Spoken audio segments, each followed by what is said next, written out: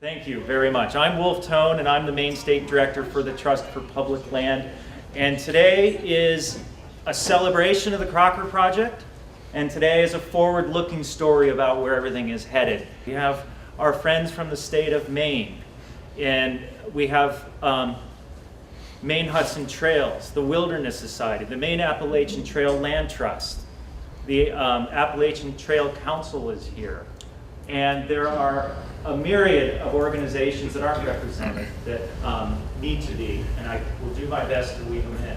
So the Trust for Public Land has had people at the center of our conservation mission for 40 years.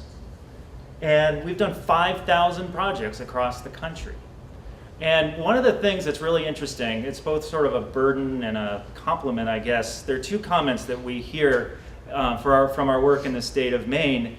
And the two phrases that are related are, oh, you guys did that project? That was a Trust for Public Land project? Shaker Village, Katahdin Lake, Stonington Wharf, the list could go on 88 times. The other comment that comes related to that is, my family and I had the best experience on that piece of land. I am so glad that that's conserved. So when I hear the first one, I'm like, we've done 88 projects. We've conserved 156,000 acres valued at $140 million. How do you not know about us? But listen to the second comment, and I think that's the piece that's really important. We had the best experience on that piece of land. Our work is about the people. It's about the experience, and it's about what happens when we get together to make something like Crocker happen. So here's 12,046 acres of Crocker. Why protect Crocker Mountain? Why make that investment?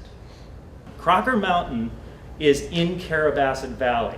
Carabasset Valley hosts Sugarloaf Mountain Resort. Carabasset Valley and Crocker represent 3 of the 10 4,000-foot peaks in this area of Maine, in the high peaks. You stitch the high peaks together with the Tumbledown and with the Mahoosics, and you have 2.7 million acres that we, the Trust for Public Land, and 15 other partners have wrapped an envelope around and called the White Mountains to Moosehead Lake Project. And this is a story about connectivity.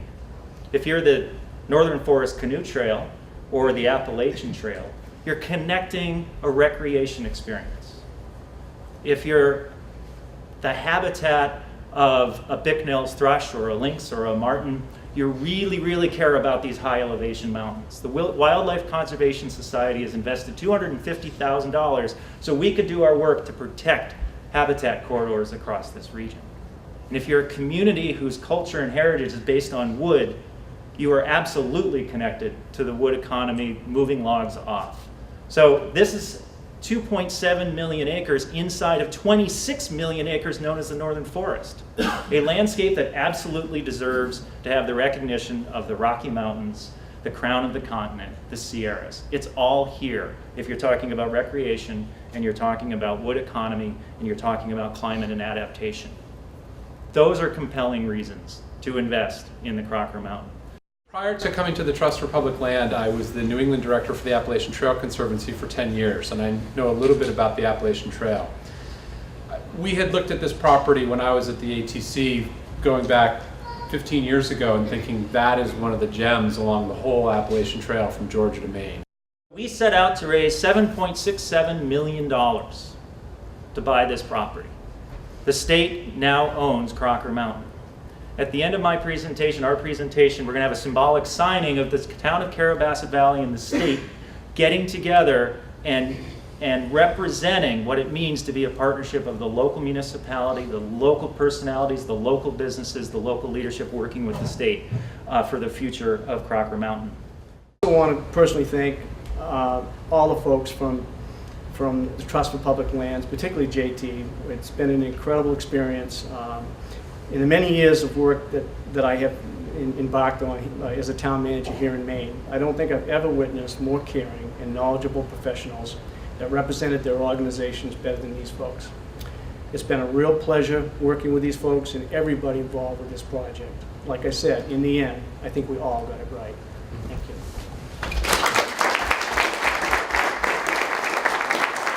you. If you have 2 more minutes in you, I have a story about my Sunday at homecoming.